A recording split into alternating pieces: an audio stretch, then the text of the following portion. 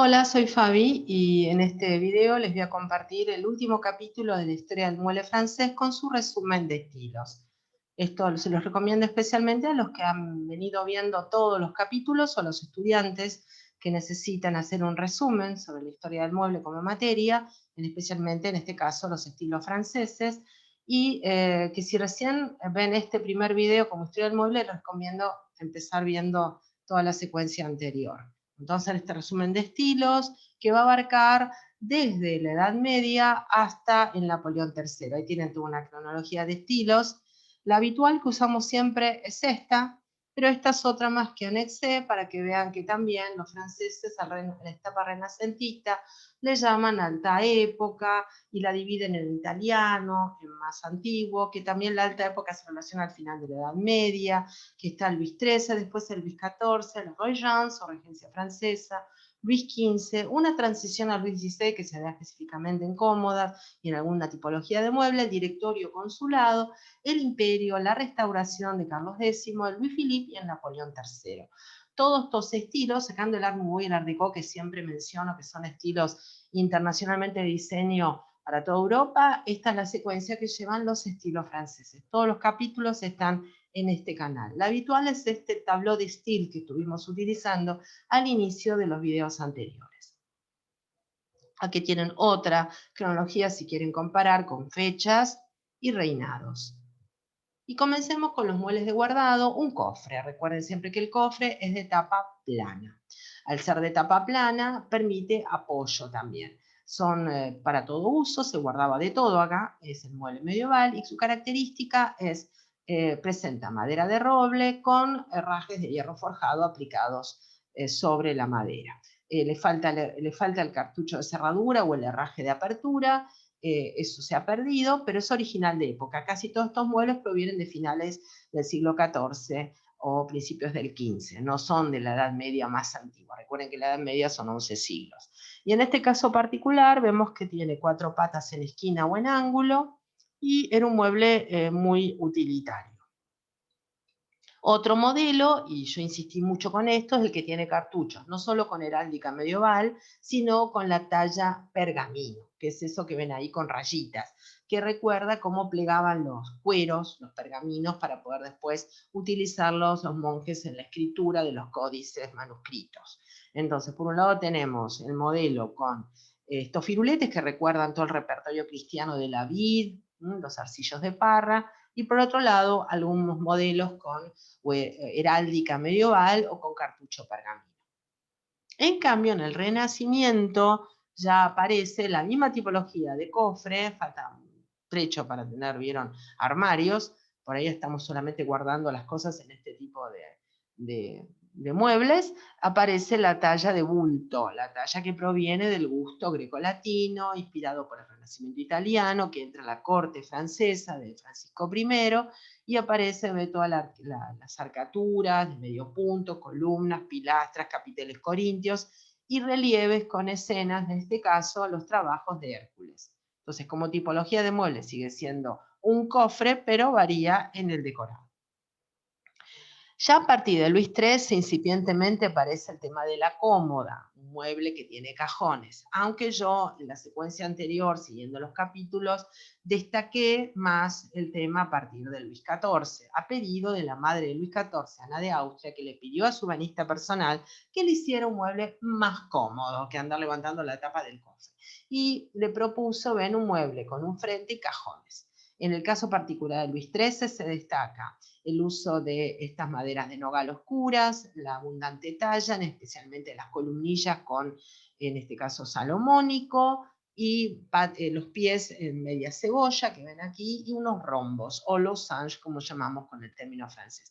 Igual las cómodas Luis XIII son muy raras, lo importante es ver que la cómoda arranca, más que nada con la Luis XIV a pedido justamente de Ana de Austria, la madre de Luis XIV, que en su momento regentió Francia hasta que su hija tuvo la edad suficiente para asumir el trono. Aquí lo que vemos es una cómoda muy de batalla, muy sencilla, de uso cotidiano, que tiene travesaños entre cajones, mucha simetría, es más bien plana y baja, baja en el sentido que llega hasta el suelo, aunque se separa unos pequeños piecitos prismáticos, Y no más que decir, lo más destacable en el Luis XIV es prestar atención a las bulles, al famoso mueblista Charles-André Bull, que trabajaba la marquetería con metales nácar y carey. Eso lo menciono en el capítulo de Luis XIV. Una leve ondulación que ya va anticipando la cómoda Roy-Chance, pero ni siquiera mármol, si está todo marqueteado porque es su expertise, la marquetería exquisita, la de este gran ebanista de época, y bueno, esta sería, más que una cómoda Luis XIV, sería una bull de época Luis XIV. ¿Mm?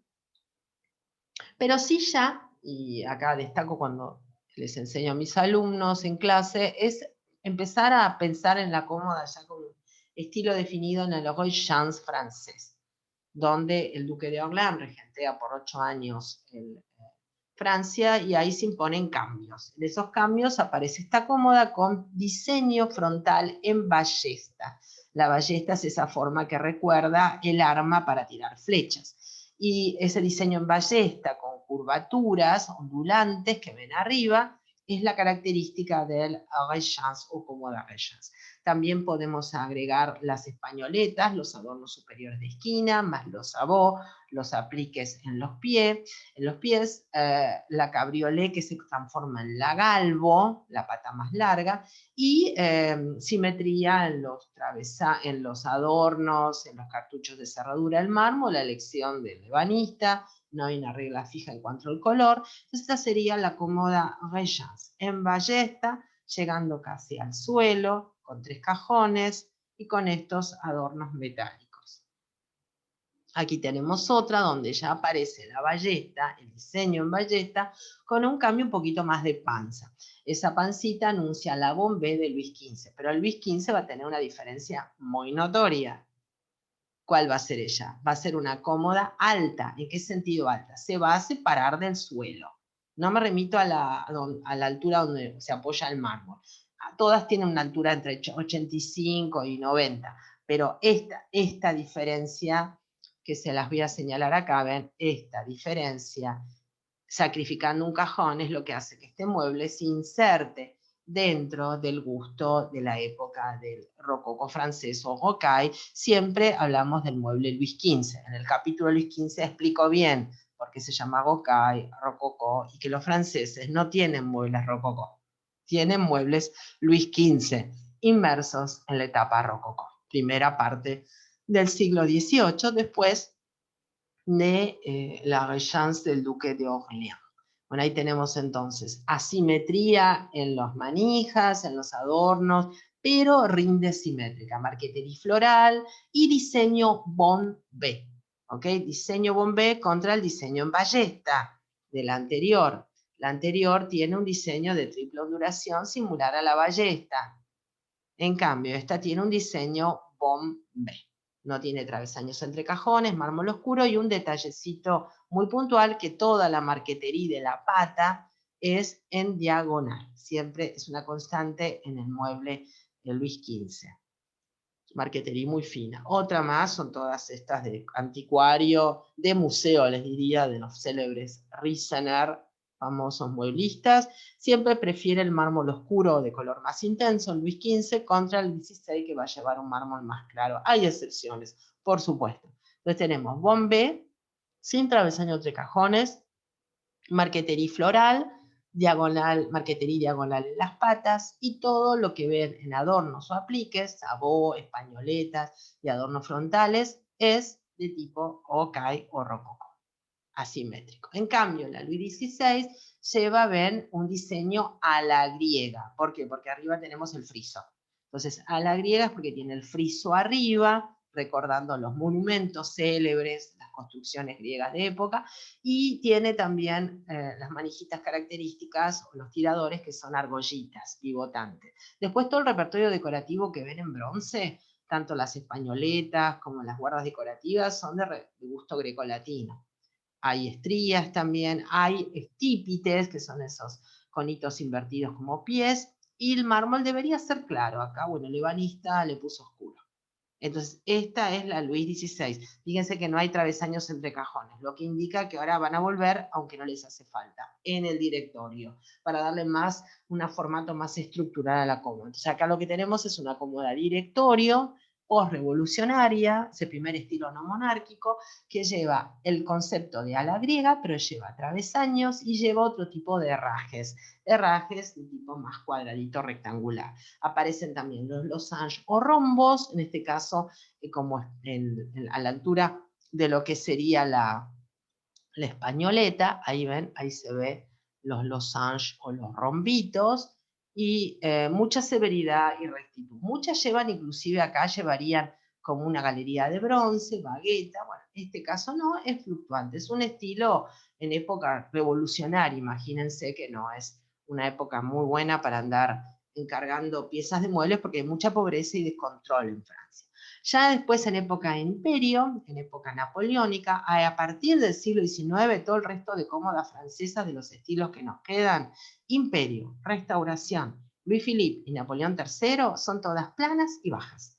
Entonces recuerden, arrancamos de la ballesta, seguimos con Bombay, a la griega y terminamos planas y bajas. Muy del imperio, caoba oscura, con bronces de gusto variado, egipcio, romano, griego, así con esta cuestión arqueológica, y puede tener columnillas, el mármol es a gusto del ebanista. Y ahora, ¿cómo seguimos? En este caso tenemos el Imperio Oscuro y en Restauración que le sigue con el mismo modelo de cómoda, rubio. Bien así, miren. Imperio Oscuro, Restauración rubio, Luis Filipe Oscuro y Napoleón III, vieron, redecorado, con mucha textura variada. Entonces, en este caso, la segunda que queda es la Restauración, que es madera rubia, sin bronces, y el Louis Philippe, que es también plana y baja, con madera oscura de nuevo, en este caso se ve como una pluma de caoba, y tiene algo muy característico que se los mencioné en el video también correspondiente a este estilo, que es esta terminación del friso superior en dulcina. Así se llama esa guarda decorativa. ¿Mm? Oscuro, rubio, oscuro, y ¿qué sigue? Y muy decorado, muy burgués. En este caso, un Vernis Martin, un Vernis Martin, una laca francesa con negro violácea, ya sé, ese color se los mencioné mucho en el capítulo correspondiente a Napoleón III, con decoraciones de flores en pátinas. Muy burgués, muy festivo.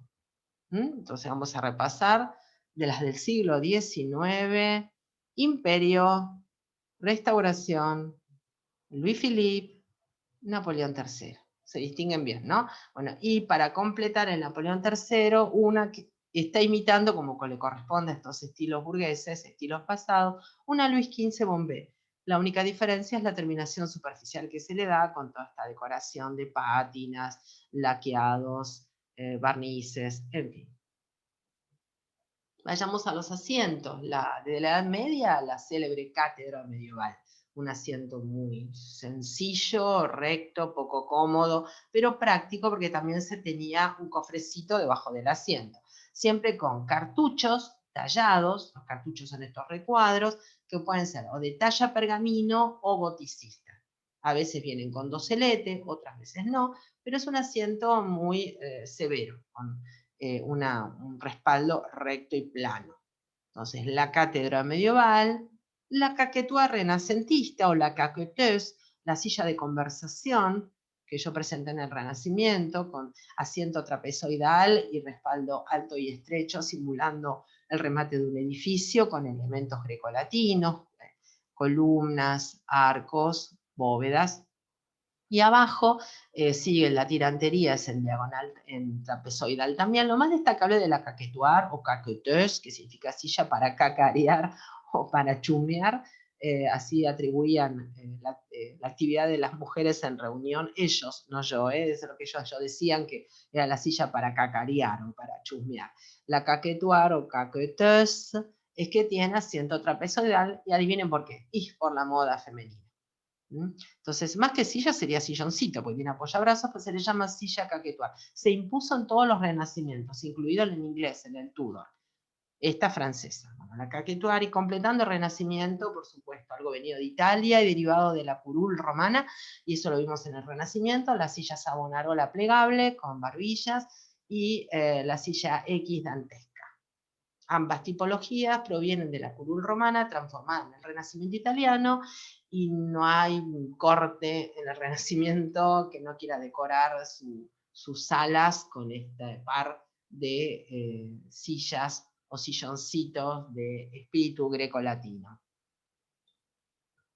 Bueno, y aquí lo que tenemos es el frailero, otra tipología básica en el Renacimiento. Tener la caquetuar, tener la savonarola, la dantesca y el frailero. Hay fraileros de diferentes estilos. En este caso particular vemos que los fraileros tienen travesaños abundantes, respaldos con poca caída, apoyabrazos rectos, si es que son silloncitos, si son sillas no tienen apoyabrazos, y variedad de balaustres. Y de eso deriva el Luis XIII. El primer Luis XIII, más primitivo, es un frailero un poquito más afrancesado y elegante.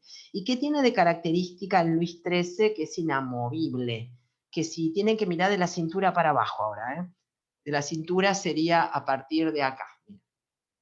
De acá para abajo, en todos los estilos de asientos que vamos a ver, es mirar la disposición de los travesaños.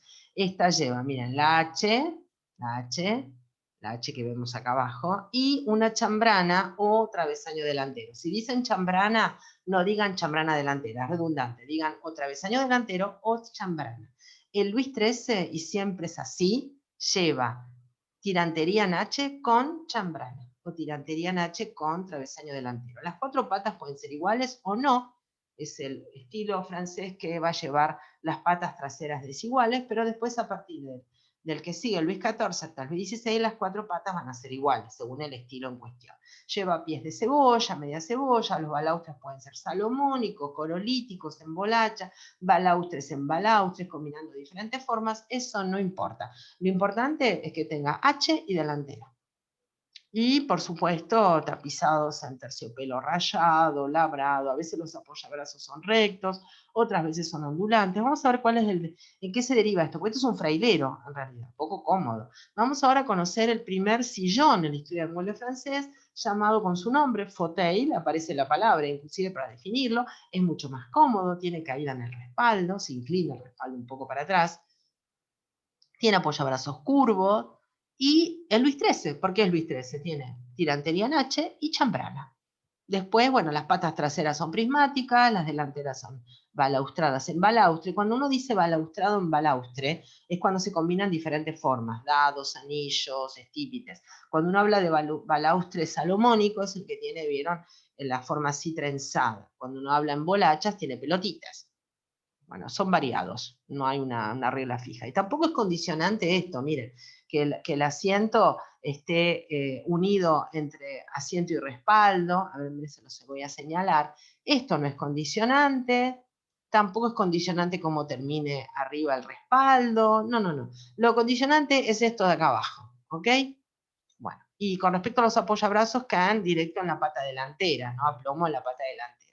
Eso va a ir cambiando después con la moda femenina. Entonces, este es un sillón Luis XIII.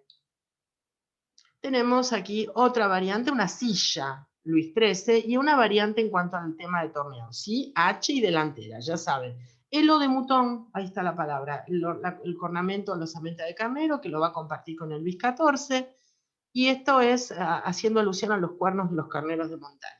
Siempre es la H, con esta ondulación formando el enfrentamiento de los cuernos, y también las patas siguen ese lineamiento. Esta es una sillita contemporánea, con el gusto Luis XIII, tapizada, ven, con un raso, con losange también, con rombos. Claveteado continuo, muy a la francesa, y un silloncito haciendo juego, siempre H y delantera. Otra más, en este caso un Luis XIII con balaustres combinados, lo que se llama balaustre en balaustre, con H y delantera. Y les presento acá, miren, no solo el remate del respaldo, ven que lo ven ahí curvito arriba, que se llama el chapeau, en sombrero, sino la tela que parece muy moderna, muy actual, se llama punto de Hungría, y es una tela con elementos zigzagueantes, como unos rayos zigzagueantes. Es de época Luis XIII, estamos hablando del siglo XVII. Primera parte del siglo XVII. Otro modelo de silla Luis XIII con mucho balaustre salomónico, también H y delantera, vuelvo a repetirlo. Ahí tienen un conjunto completo de lo que sería Luis XIII, y por supuesto los invito a ver en este canal el capítulo de Luis XIII completo. Estamos haciendo un repaso, dedicado especialmente a estudiantes que tengan que rendir exámenes de todos los estilos franceses. Y ahora pasamos a Luis XIV, y el Luis XIV es el siglo XVII, segunda parte, segunda mitad del siglo XVII, la época de Luis XIV, hijo de Luis XIII, no siempre se da la sucesión, por más que sigan los números. Luis XIII fue el papá de Luis XIV. Luis XIV no fue el papá de Luis XV, aclaro eso. Y Luis XV fue el bisnieto de Luis XIV. Y en este caso particular vemos que cambian las cosas, se vuelve un poquito más barrocado, porque es el barroco pleno. El Luis XIII podríamos considerarlo un primer barroco, un renacimiento muy tardío, y aparecen los estípites, las diagonales, muy propio para el Salón de los Espejos en Versalles, dedicado al rey Sol.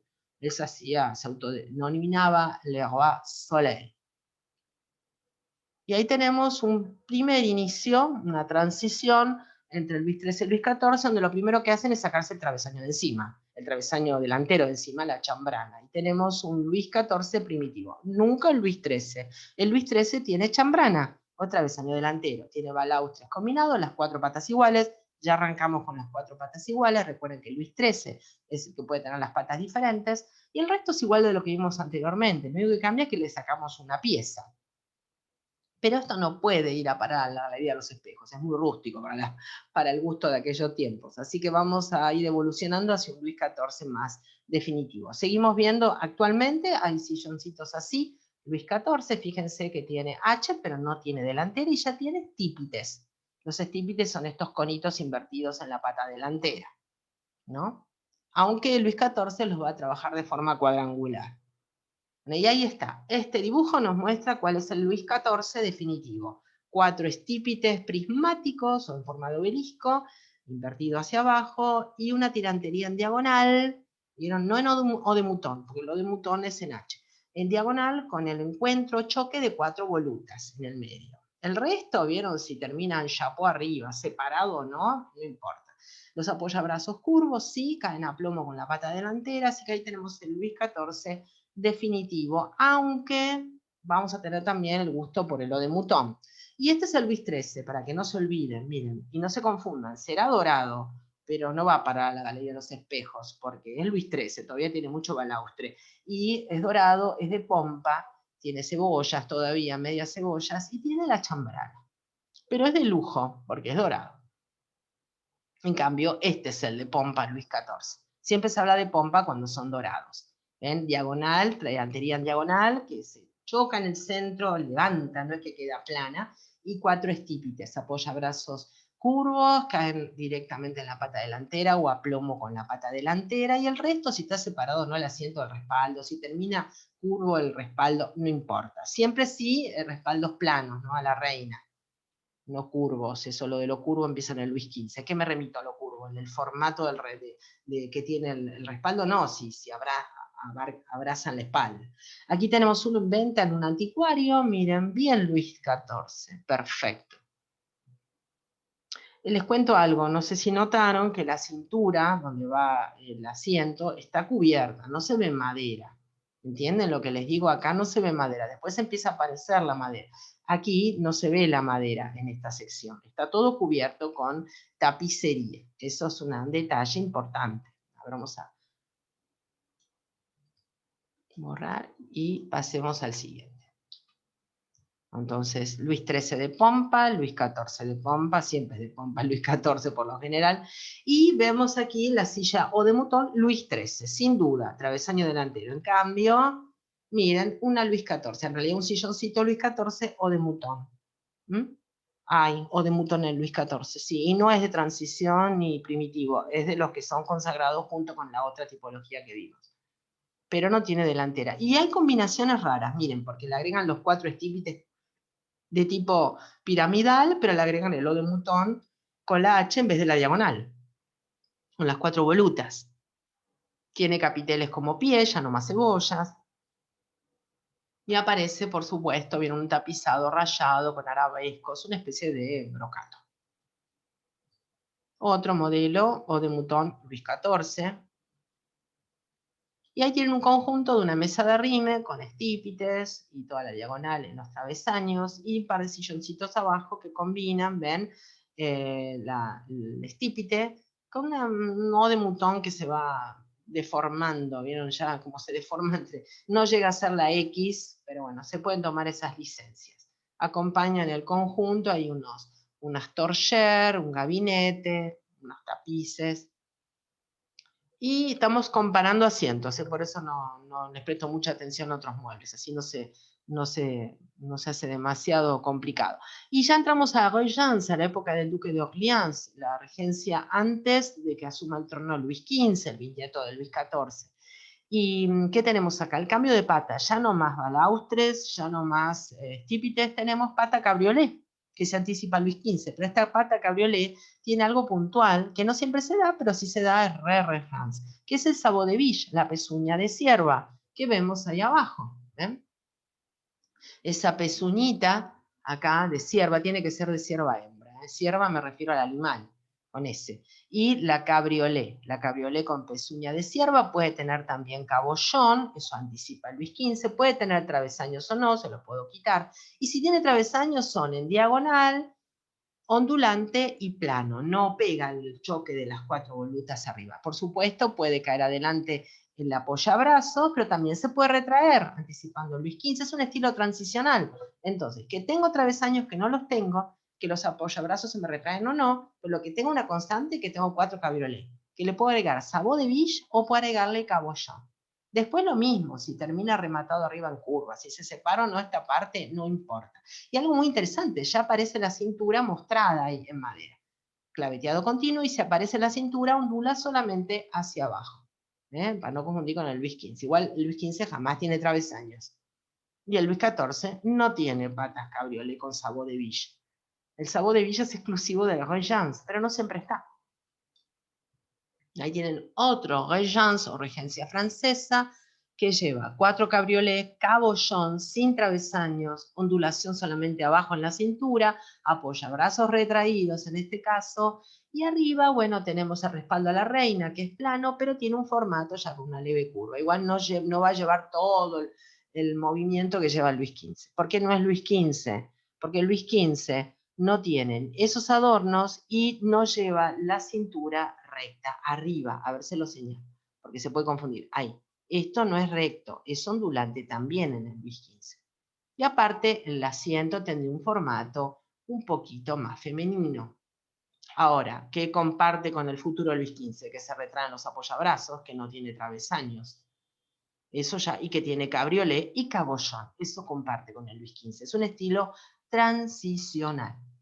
Bueno, y ahora sí, el Luis XV. Arranquemos con esta sillita, una sillita que tiene cuatro cabriolets, sin travesaño, cintura ondulante, arriba y abajo, formato femenino, y aparece ya la posibilidad de tener un respaldo cabriolet. Igual que la pata, no, la pata se escribe sin T y el respaldo se escribe con T, es decir, en francés no se pronuncia la T, pero es cabriolet la pata, cabriolet el respaldo.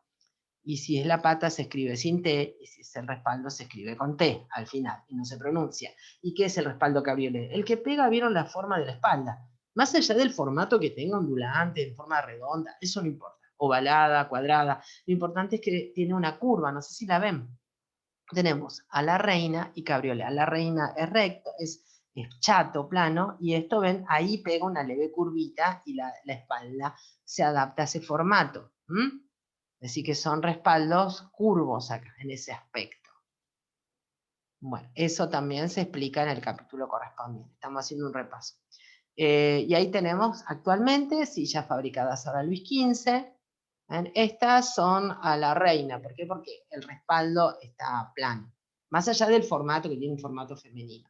4 cabriolet, cabollón, sin travesaños, ondulación arriba y abajo en la cintura. Más Luis XV, con un silloncito de época, apoyabrazos si hay retraídos. No van adelante, no, van retraídos. A la reina también es plano atrás. Y algunos silloncitos de esquina, perdón, estos son de escritorio, porque era el que servía para poder salir del escritorio sin necesidad de correr la silla. Y tiene forma, si vieron, en forma de rombo.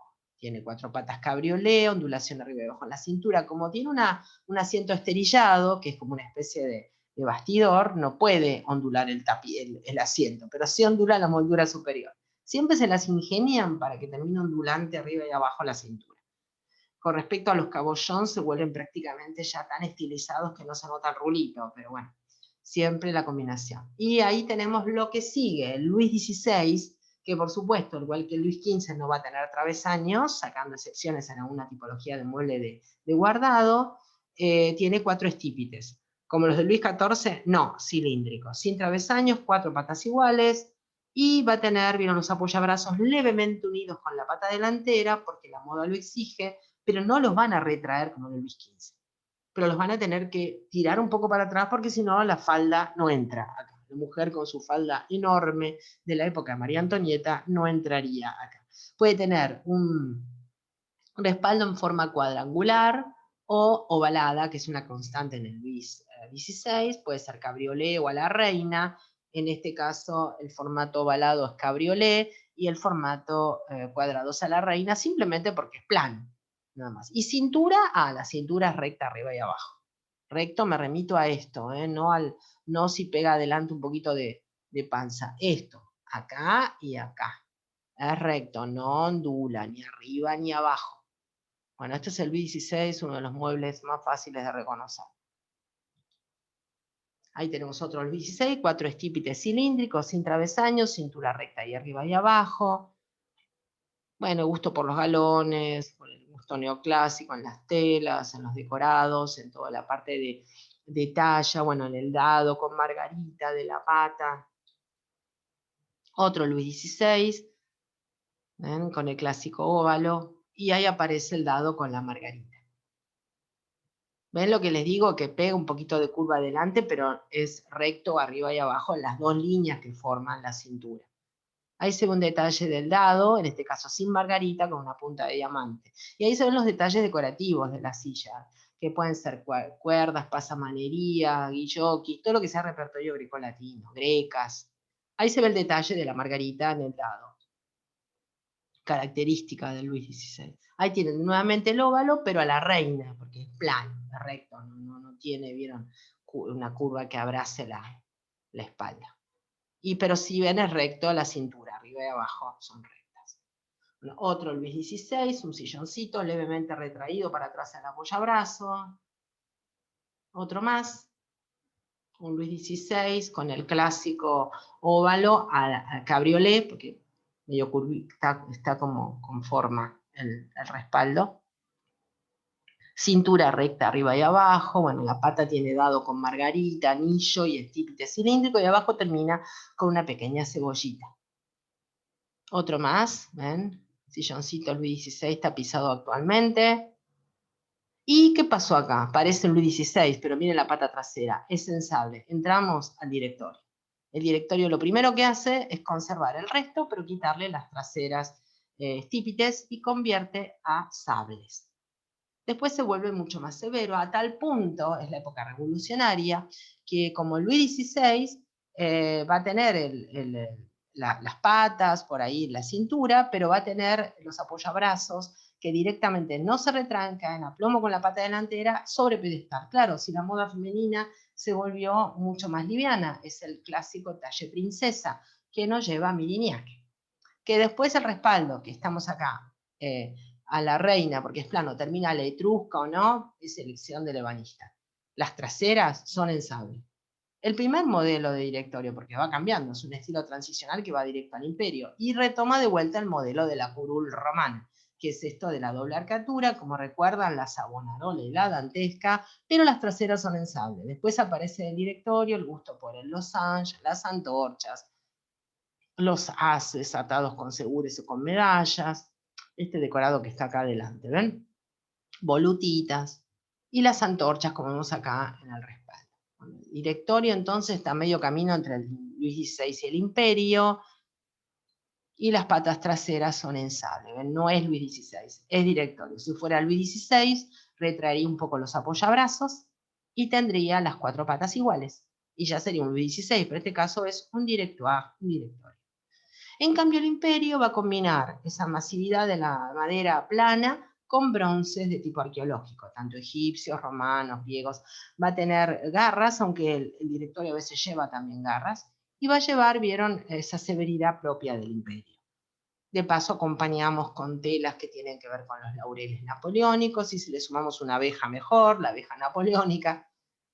Y vemos aquí un clásico ejemplo de lo que es un silloncito imperio, muy severo, caoba muy lisa, con bronces aplicados, patas traseras en sable.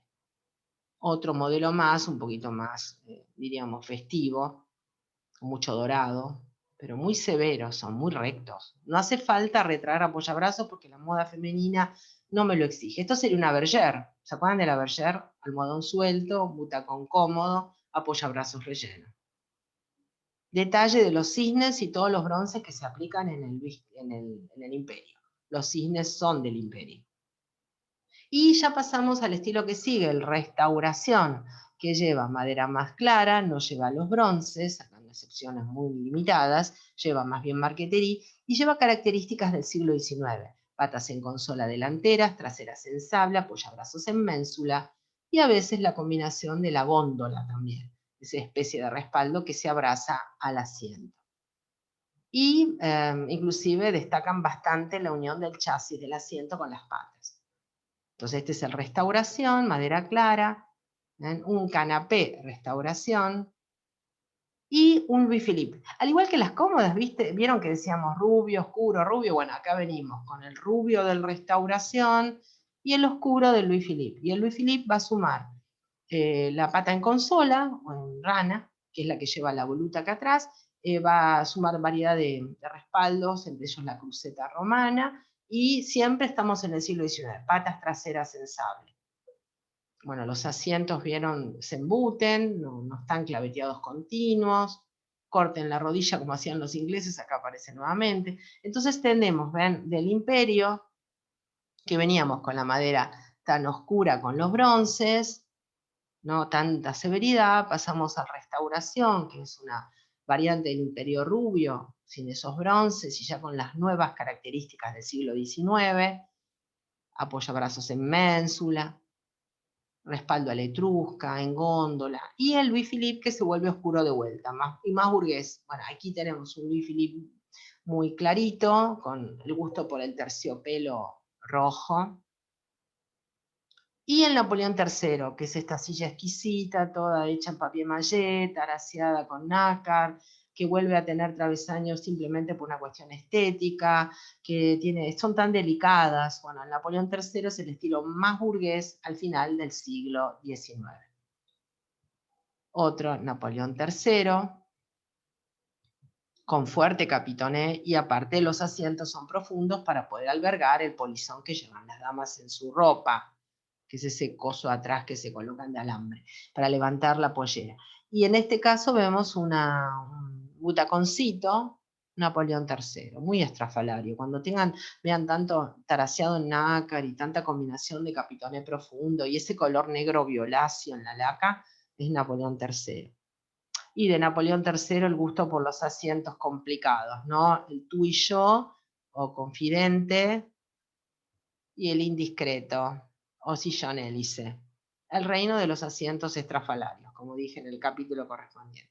Vayamos viendo un poco los interiores de cada época. Vamos a un interior medieval, un interior de época actual, pero con elementos que recuerdan la Edad Media. Uno puede decorar con la Edad Media también, queda muy bien y se adapta mucho porque es muy minimal, aunque medio severo. Ahí tenemos una fiambrera o una alacena, en realidad no es una alacena, es una fiambrera. La alacena es para guardar alimentos en la historia del mueble y el aparador para guardar vajilla. Esta alacena especialmente es una fiambrera porque está calada, para en su momento guardaban alimentos no perecederos, no tan perecederos, como por ejemplo un jamón o un poco de queso. Me remito a la época, ¿no?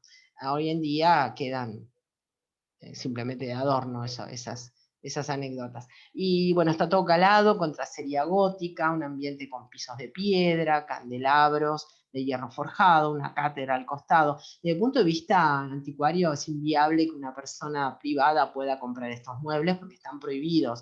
Es decir, desde el Renacimiento para atrás integran lo que se llama el tráfico de arte. Solamente entre instituciones, museos, se puede comprar este tipo de piezas tan valiosas y tan escasas. ¿Por qué el Errázuriz, que pertenecía a la familia Errázuriz de principios del siglo XX, los tiene? Porque en aquellos tiempos, a principios del siglo XX, todavía no se había impuesto esa prohibición entre las casas de remate de subastas públicas. Edad Media, muy minimalista. Uno asocia el minimalismo con lo moderno. El minimalismo cuando hay pocas cosas.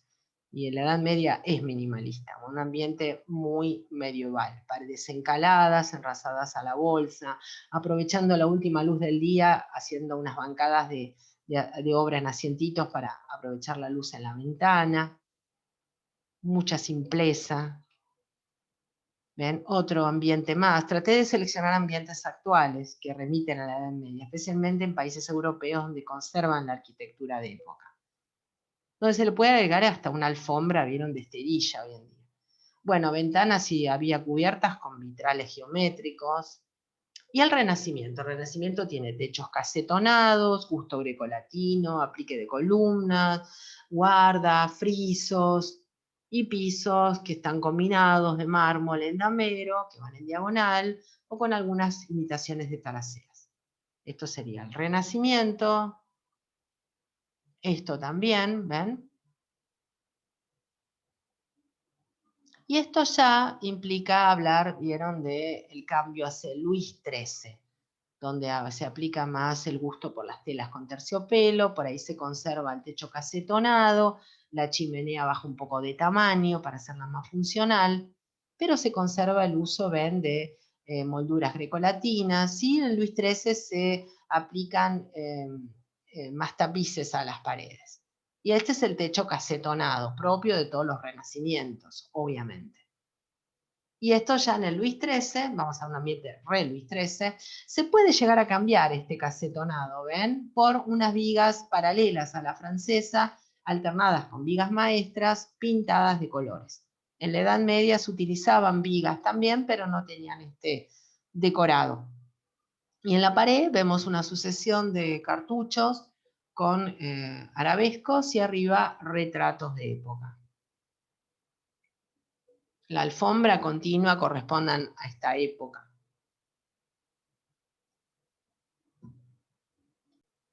Bueno, entonces tenemos que el Luis XIII presenta esta estética contra, miren,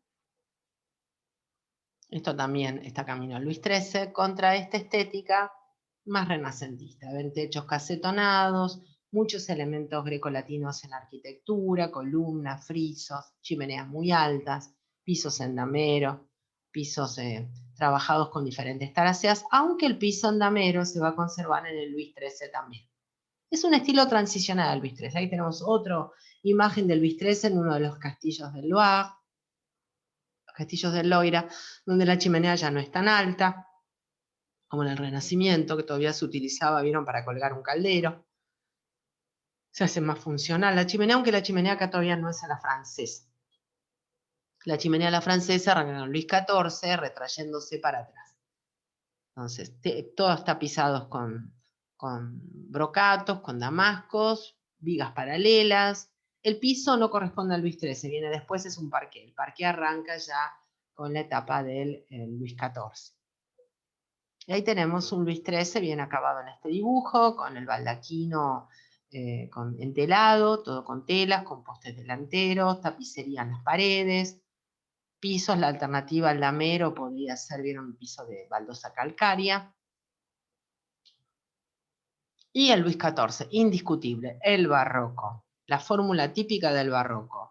Techos abovedados pintados, en este caso los pintó el célebre decorador Lebrun, piso de parqué Versalles, brillos y espejos, ¿no? Y estucos dorados. Esa es la fórmula perfecta para el barroco francés y la fórmula perfecta para cualquier barroco, es decir, estucos dorados, mármoles policromados, brillos y espejos, caireles de arañas y techos pintados por artistas decoradores. Este Luis XIV contra el Luis XIII. El padre era modesto, el hijo fue refastuoso. Y esta es la habitación de Luis XIV con su clásico baldaquino al imperial, la araña Luis XIV y todo tapizado con brocatos dorados. Otro ambiente Luis XIV que arrastra todavía el piso ondamero de Luis XIII, pero ya se impone como Luis XIV por los techos abovedados y pintados, por el gusto por los brillos y por los cristales y por los estucos dorados. Hay transiciones. Y vayamos al Regence, que ya plantea una novedad, la boiserie, ese trabajo de cartucho superior, cartucho inferior, guardacanto, molduras haciendo juegos, zócalos y el encuentro con el techo de manera armónica con las paredes. Y en el Regencia, en el Regence del Duque de Orleans, ya aparece la boiserie, con su clásico formato de curva, corchetes, ángulos rectos, medallones, singerie, monería. Y cuando tenemos los espejos podemos formar el célebre trumeau, tanto sea sobre chimenea o si apoyamos un mueble de arriba. Ahí tenemos otra boiserie Regence de nivel 2, es decir, sin estar dorada, y se ve lo que llamamos el trumeau, que lo gesta ya a partir de la boiserie, el espejo sobre chimenea o el espejo sobre mueble de arrime. Y el piso de espinapés, característico del Regence. Ahí vemos otra vez una boiserie Regence para que vean qué características tiene. Esa clásica terminación en ángulos, así que viene con esta especie de corchetito matemático, como le llamo yo el corchete, la ondulación arriba, abajo son todos de ángulo recto, los medallones, contra las que siguen, las otras boiseries que siguen, que van a tener otros decorados. Bueno, ahí tienen, por ejemplo, bien una boiserie Regence. En cambio, Luis XV, este es el salón el gabinete de trabajo de Luis XV, vemos la boiserie Luis XV, donde aparecen los detalles rocaille o rococo, muy liviana, muy etérea, y la clásica chimenea con la triple ondulación formando una boca así sinuosa. Arañas Luis XIV, alfombra Aubusson, un clásico mueble hecho por un ebanista famoso, el sequetera cilindro. Y ahí está, esta es la boiserie Luis XV, los motivos rocaille, hay que buscarlo en los pequeños detalles. Y la chimenea muy Luis XV. Ahí se ve la boiserie Luis XV. Por supuesto, tienen los capítulos más correspondientes. Estamos haciendo un repaso. En cambio, en la Luis XVI aparece la chimenea en ángulos rectos, la boiserie en ángulos rectos o con ángulos en las esquinas con margaritas. Es mucho más neoclásico. Ahí tienen la biblioteca de Versailles con la boiserie Luis XVI. La araña Luis XVI, la alfombra Luis XVI. Le quedó el Parque Versalles de la época de Luis XIV. Pero ángulos rectos y a lo sumo hay un encuentro de esquinas con margaritas. Nada que ver con la boiserie anterior, ni Regence ni Luis XV.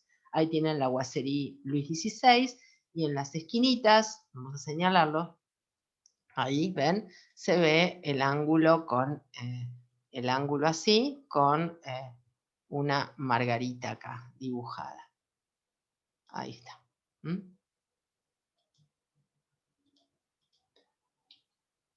Otra más, a veces tenemos las cartelas, los cartuchos superiores con medio punto. Y la directorio, la boiserie directorio lleva losange, puede tener polígonos, rombos, eso que ven en formato, que va formando el formato del cartucho superior, mucha más sencillez, gusto por lo romano, los pliegues, los laureles, las guirnaldas. Ahí se ve más de cerca, como es una boiserie, un trumeau, con la boiserie acompañante directoire. Más que nada el tema del polígono, ¿no? Y el losange. También el gusto por los pliegues. Y ahí tenemos una cómoda en trumeau, con espejo. En cambio, ven, cuando vamos entrando al imperio, el gusto va a ser un poquito más elaborado, más relacionado con lo imperial, y aparece el baldaquino a la polonesa. Seguimos con los ángulos rectos en la boiserie. pero sigue siendo directorio transicionando al imperio. Los muebles son imperio, y ahí sí el imperio, con muchos pliegues en la pared, con muchos, diríamos, ondas, pliegueríos, pinzados, medio punto arriba de la chimenea, recordando el Arco de Triunfo. Y ahí se ve, ven el gusto por los pliegues, por los alzapaños, en vez de guacerito a las paredes, vieron con telas pinzadas. Acá intervienen Percier y Fontaine, los célebres decoradores. En cambio, cuando entramos a la restauración, bajamos un cambio y empezamos a trabajar nuevamente. Los ángulos rectos, las decoraciones se moderan, y también seguimos entelando, pero usamos el color estrella, el amarillo azafrán dorado, cortinados dobles, unos translúcidos y otros más opacos. Empieza la mezcla porque es un estilo consumido por los burgueses, y aparecen los asientos extraños, como estamos viendo ahí el sillón Borne, los sillones curvos, la chaise longue. Y el Louis Philippe, que vuelve a las maderas oscuras, e introduce, ven, una variedad de gustos que reflotan estilos pasados, como por ejemplo la boiserie Louis XVI. Son, tanto Louis Philippe como Napoleón III hacen mix de estilos pasados, le dan el toque siglo XIX y agregan tipologías de muebles nuevas, que ahora después al final del video lo vamos a mencionar. Y del Louis Philippe el gusto a veces puede variar, puede venir remitiendo a Luis XV, a Luis XVI o a la Edad Media, el estilo de la troubadour francesa.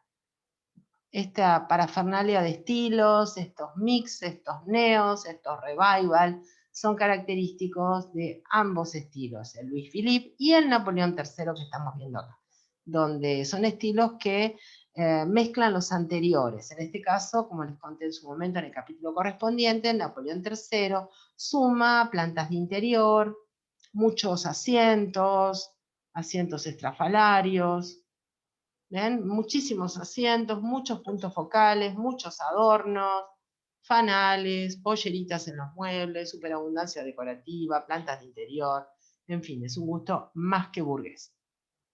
Más del Napoleón III, hasta le hacen un capitoneo al techo. Son todos dibujos de interioristas de aquellos tiempos. También la introducción de la moda vivero, esto remite a la influencia que hay de Inglaterra con el tema de lo darwiniano, y un interior actual de un bar Napoleón III en Francia. Con el sillón, vieron el sillón de Burdel o el sillón Borne, con un centro, con planta con helechos, iluminación a gas, más con gusto goticista, y también la mezcla de estilos, la mezcla de tipos, es característico del Napoleón III, ¿no? Vamos ahora a completar con los baldaquinos. ¿Cómo son estos baldaquinos que estuvimos viendo en la historia del mueble francés? Baldaquino común, este es de Luis XIII, ya lo vimos. Baldaquino común, postes delanteros, igual que en la Edad Media, todo tapizado, con cortinas, con palios, que sirven para poder cerrarse y cubrirse del frío, aislarse, y lleva postes, 4 postes, cabecera y 2 postes más, y es más bien bajo, 2 metros, 2 metros 05. Este sería el baldaquino común, que lo comparten, no solamente Francia, lo comparten otros estilos en Europa y en la antigüedad también, pero es el baldaquino que se atribuye al medieval, al renacentista, al Luis XIII, pero ya en el Luis XIV tenemos baldaquino al imperial, más alto, sigue teniendo postes delanteros, pero se le suman unos trofeos arriba que pueden tener o no penachos de plumas. Ahí se lo ven. Los penachos de plumas son opcionales. Lo que no es opcional es que tenga 2 sostenes delanteros o 2 postes, y por supuesto las telas. Son todos brocatos. Ahí tenemos más. ¿Ven? Este inclusive está en el Palacio de Suecia. Fue un obsequio que le hizo Luis XIV a la reina de Suecia en su momento. Y se lo ve al baldaquino sostenido por alambres. En el anterior no se veía por la cantidad de dorado que hay, no se ven los sostenes, pero son muy livianos, son de papier mâché. Entonces, baldaquino a la imperial, conserva los postes delanteros, se sobreleva, tiene trofeos arriba, los penachos de pluma son opcionales, las telas son de brocatos o de terciopelos labrados. ¿Y qué baldaquino sigue? ¿Qué diferencia había con el común? Y el común es más bajo, no tiene los trofeos arriba. Sigue el baldaquino a la duquesa de la época de María Antonieta, de Luis XVI. ¿Qué diferencia tiene con el imperial? Le quitamos los postes delanteros, el resto es igual, conceptualmente igual. Quitando los postes delanteros, ya no se puede uno encerrar, porque la función que cumplía el baldaquino antiguamente era privacía, protegerse del frío, de los insectos. Acá no, es una cuestión de darle importancia al dignatario. Ahí se ve bien clarito lo que es un baldaquino a la duquesa. ¿Y cuál es el otro baldaquino que nos queda? A la polonesa. El baldaquino que se sostiene con un armazón desde la cama o desde el techo o desde la pared. Y es el que se le atribuye al directorio, al imperio, y que tiene que ver, en este caso es la sala, una sala imperio del Museo Nacional de Arte Decorativo acá en Buenos Aires, el Palacio Errázuriz. Los muebles, imperio. Otro baldaquino a la polonesa, recuerden, común, imperial, a la duquesa, a la polonesa. Y vayamos completando con algunas terminologías que usamos durante toda la historia del mueble, la chinoiserie y la turquerie, la singerie, montgolfier y todas esas palabras francesas que torturan a mis alumnos. La chinoiserie sería el uso de lacas, porcelanas chinas, en este caso aplicados a los muebles, pueden ser inclusive lacas falsas, Martin si quieren, pero tiene que tener esta cuestión chinesca. Entonces, la chinoiserie terminó aplicado a la Europa, no a la China original, que pueden ser tanto porcelanas, lacas. Yo tengo una regla mnemotécnica, a los alumnos se los digo, la chinoiserie es dura y la turquería es blanda, porque la chinoiserie remite a lacas y porcelanas y la turquería remite a telas y alfombras, así que si les sirve esa regla. Entonces, chinoiserie, ven, aplicar diseños chinescos. Y también en las arañas podemos tener algún gusto chinesco aplicándole una pieza de porcelana con esta figurilla. Y tenemos la singerie, singe es mono en francés. Entonces la singerie es la monería en castellano que se atribuye al Régence francés, a la época del duque de Orleans. Ahí están los monitos disfrazados, que pueden estar tanto en relieve en estuco como en telas, o tallados en los muebles, en esta boiserie Régence, que tiene el clásico remate del cartucho superior con los corchetes, los ángulos, y el losange, y los monitos, y todas esas características propias. Este es un trumeau. El Régence no llega a elaborar una araña, por ejemplo, hereda la araña del estilo anterior, Luis XIV, lo mismo que la chimenea, pero elabora una nueva boiserie. Nuevamente ahí vemos los monitos, no sé si lo llegan a ver, ahí en el medio de los cartuchos superiores, y el losange también acompañando los marcos. Entonces tenemos la singerie. ¿Y qué es la turquerie? Bueno, las alfombras orientales introducidas en el gusto occidental, tanto inglés como francés en sus estilos, y también las telas, las otomanas, los brocatos, ahí está entonces, como les dije, chinoiserie duro, lacas y porcelana, turquerie blando, alfombras y telas. Si les interesan las alfombras, en este canal están las alfombras clásicas de todos los orígenes. Y bueno, y también se le atribuye la turquerie al modelo de asiento de varios cuerpos llamado otomana. La otomana era esa especie de asiento de 3 cuerpos, si quieren, que aparece a partir de Luis XV con los apoyabrazos que se van curvando hacia adelante, como están viendo. Esta es Luis XV. Patas cabriolé, ondulación en la cintura, motivos Bokai.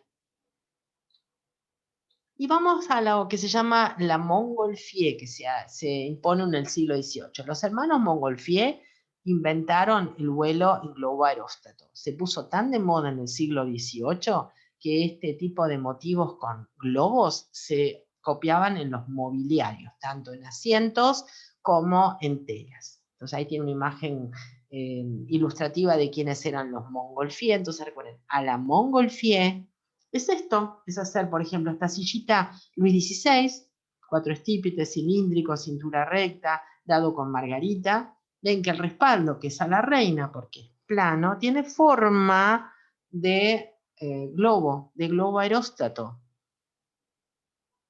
Entonces tenemos una silla a la Montgolfier Louis XVI.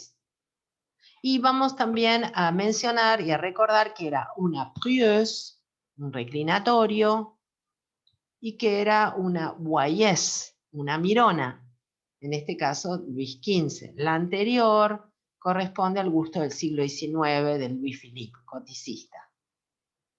Voyeuse Luis XV. Era para que la dama se apoyara en esa especie de pez martillo que tiene el respaldo. Más voyeuse, todas son del estilo Luis XV, las que vemos en la imagen. Y ahí tienen, ver una secuencia para que vean cómo va cambiando la cómoda y algunos elementos decorativos de la secuencia de los muebles franceses. Y miren, el Imperio, la Restauración y el Louis Philippe. El Imperio muy recto y plantado. El Restauración ya se le atribuye, aparte de volverse rubio y descartar los bronces, en las características básicas del siglo XIX. Y ahora vamos a completar este resumen con las características básicas del siglo XIX mobiliario, que son las patas traseras en sable, los apoyabrazos en ménsula, que llegan a ser muy exagerados en el Louis Philippe, el respaldo en góndola y el respaldo a la etrusca. ¿Ok? Se los señalo, sería respaldo a la etrusca, con el rulo atrás, las traseras en sable, los apoyabrazos en ménsula y el respaldo también en góndola. Esas son características comunes a todos los estilos del siglo XIX, incluidos los de otros países, no solamente Francia o Inglaterra, que son los que lideran. Bueno, entonces acá los tenemos. Pata trasera en sable, apoyabrazos, respaldo en góndola y a la etrusca el de la izquierda. ¿Ven? Entonces, a la etrusca, trasera sensable, en góndola, cosas comunes a todo el mobiliario del siglo XIX. Trasera en sable, en góndola, a la etrusca, pueden tener todos combinados o no, y los apoyabrazos en ménsula. Este es un Restauración que tiene 4 sables y lleva ya el importante apoyabrazos en ménsula y combina respaldo a la etrusca y en góndola. Ahí se lo ve de perfil. ¿Y qué tipo, si bien, que entonces repetimos, qué son las cosas comunes al siglo XIX en los asientos especialmente? Trasera sensable, apoyabrazos en ménsula, respaldo a la etrusca y en góndola. ¿Y qué tipología de muebles común al siglo XIX? Tener una chaise longue, tener una cama bote, una lit bateau, tener un guéridon, esta mesita no más de 1 metro de diámetro, el trípode, puerta luminaria, otro guéridon, este es Restauración, este es Imperio, y tener la travailleuse o mesita trabajadora. Esta es Restauración. Esta también. El mueble portapostres también es común en el siglo XIX. Este es Restauración, este es Louis Philippe, y esto es un carrito actual de servicio que remite un poco a esto del mueble portapostres. ¿Y qué otra cosa más es común en el siglo XIX? El mix de estilos y el mix de tipos. Y el mix de texturas. Eso es típico en los dos últimos estilos, que corresponden a hablar del victoriano en Inglaterra, el Louis Philippe y el Napoleón III. Incluye al Biedermeier alemán también, que veremos en su momento. Ahí tienen, mix de tipos, mix de estilos, mix de texturas, toda una ensalada típico de fin del siglo XIX. Este es un mueble Napoleón III, donde se puede ver que combina no solo diferentes estéticas, desde el Renacimiento hasta lo goticista, sino que también combina diferentes estructuras, como por ejemplo el pie de puente del Renacimiento, las típicas mesas que vimos del Renacimiento, y arriba el concepto de friso bancada de Luis XVI, y el rodillo también, característico del siglo XVIII, y con un gusto, una mezcla entre goticista, musulmán, en fin, típico del fin del siglo XIX. Entonces repasemos. Tenemos un mix de tipos, un mix de estilos, un mix de texturas, y como tipología de mueble básica, el mueble portapostres, el mueble trabajador o mesita trabajadora travailleuse, el guéridon y la lit bateau, la cama bote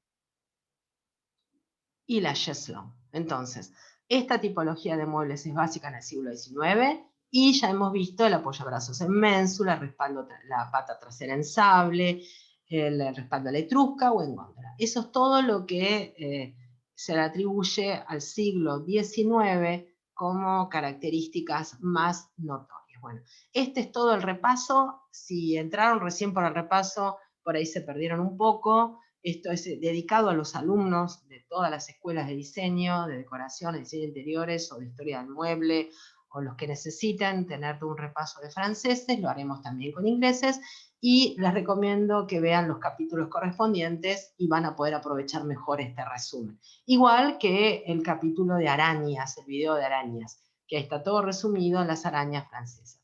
Muchas gracias y los veo en el próximo video.